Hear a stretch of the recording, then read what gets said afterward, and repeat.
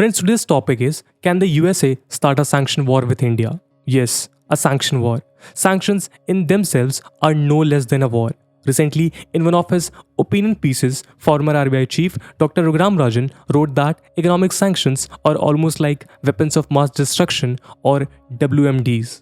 While it may not destroy bridges and buildings like WMDs do, sanctions destroy a nation's financial lifelines, economy, and civilian lives.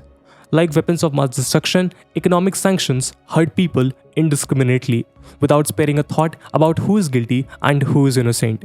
When a nation's policymakers can't fight their rivals directly or cannot get a desired outcome in any crisis, they resort to economic sanctions, which can almost be non-lethal weapons. When an artery gets cut, blood supply to the entire body stops and the organs stop functioning. Similarly, sanctions cut the economic arteries of a nation, thereby disrupting the supply of money in the economic system. This leaves the entire economy on the brink of destruction. Like a human body that runs on blood, a country runs on money, and sanctions target such a weak spot of a nation. This weapon is mostly used by Western countries to suppress their enemies and assert their so-called superior position. Something similar is happening between Russia and the West today. While Russia and Ukraine are fighting on the ground, many Western nations are fighting Russia economically. This is not the first time that sanctions have been imposed. History tells us that USA has, from time to time, made Iran, North Korea, China, Myanmar, and other countries victims of its sanction. And probably it is going to do the same with India. You must have heard the USA has been talking about imposing sanctions on India under CAATSA.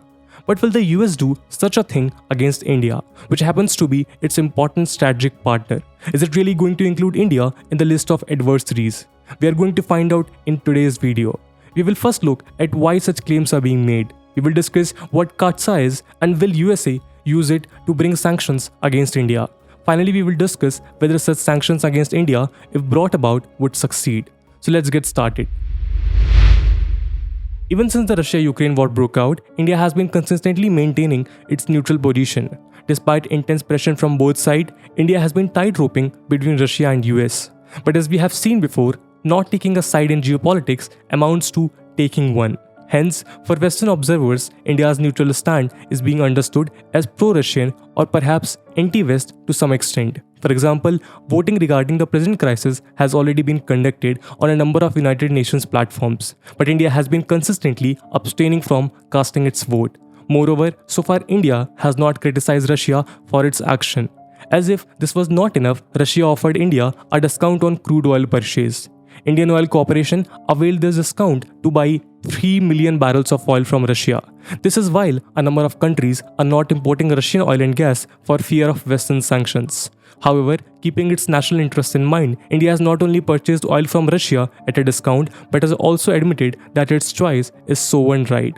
Recently, when British Foreign Secretary Liz Truss was advising the Indian Foreign Minister to stop purchasing oil from Russia, Foreign Minister S. Jaishankar exposed Western hypocrisy, claiming that in March, Europe purchased 15% more oil from Russia than it usually does. He also said that the majority of India's energy supplies come from the Middle East, 7 to 8% from the USA and less than 1% from Russia.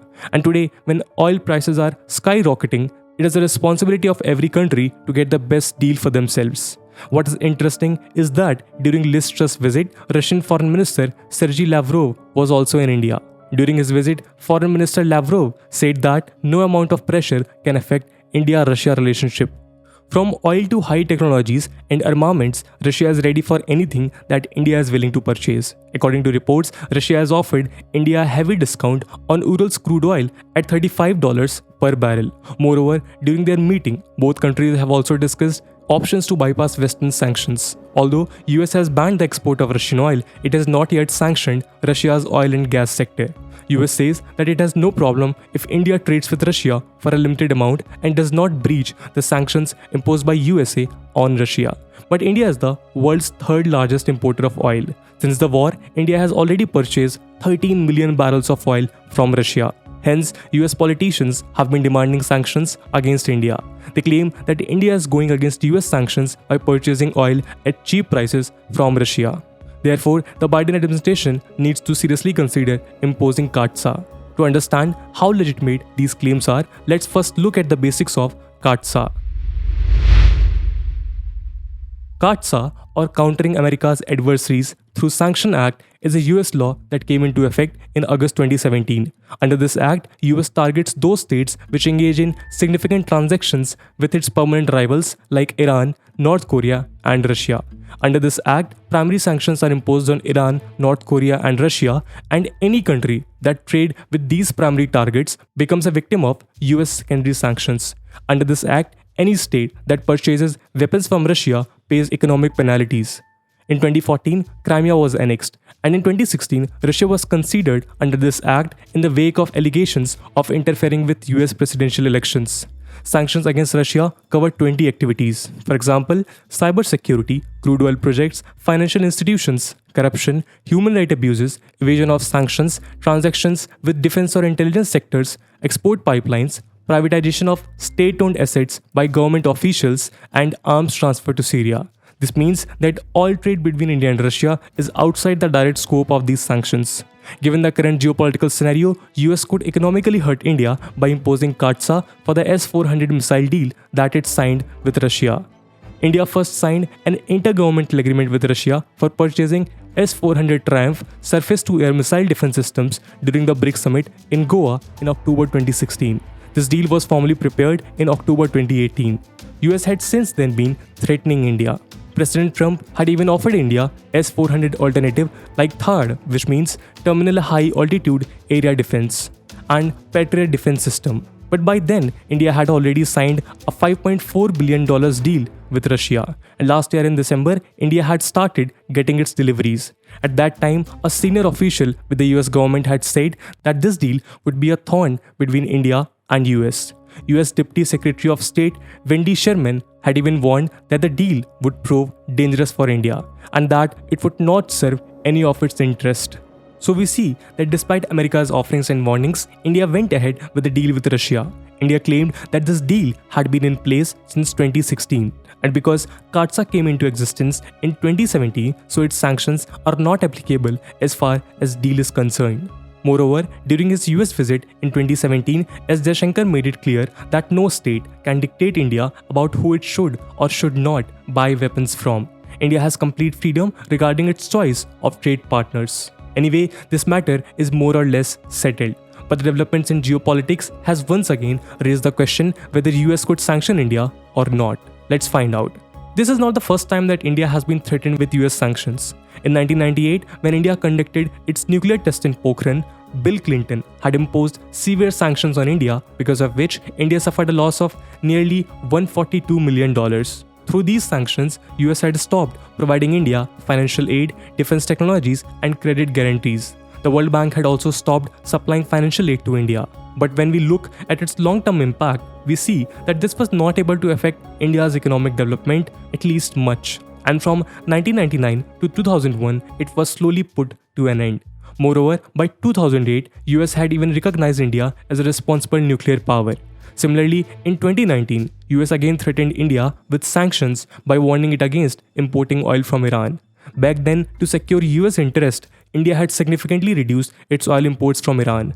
It had to, therefore, pay a price of sabotaging its historic relationship with Iran along with bearing an economic cost. But today, if US thinks that India will repeat its mistake, then it is wrong.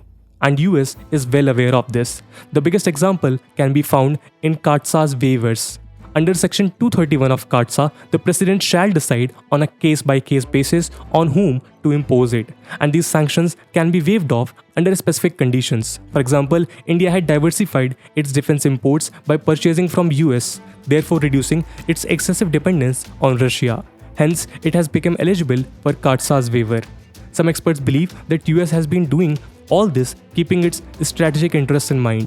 US Secretary of Defense James Mattis claims that it is in US benefit to keep India close rather than punish it. According to them, India is a key state for the US with regard to its national security threat, for example China. Therefore, every step needs to be thought through. Hence, India has been escaping the clutches of CAATSA, and experts suggest that because of this reason, India will continue to evade CAATSA. There are a number of fundamental reasons. Things have changed a great deal today. US of late has been having comparatively pro-Indian governments. Moreover, India-US economy and diaspora linkages are so strong that US imposing sanctions would mean US hurting itself. Apart from India-US strategic partnership, socio-economic and cultural ties, US needs India more than ever today to counter the Chinese influence over the Indo-Pacific. We already know why this is so. Moreover, CAATSA has a few loopholes that would make the sanctions ineffective. US past experience have demonstrated that it has not been very successful in achieving its preferred outcomes through these sanctions. Had they been effective, President Putin's war would have stopped by now. Or who knows, it would not have been started in the first place.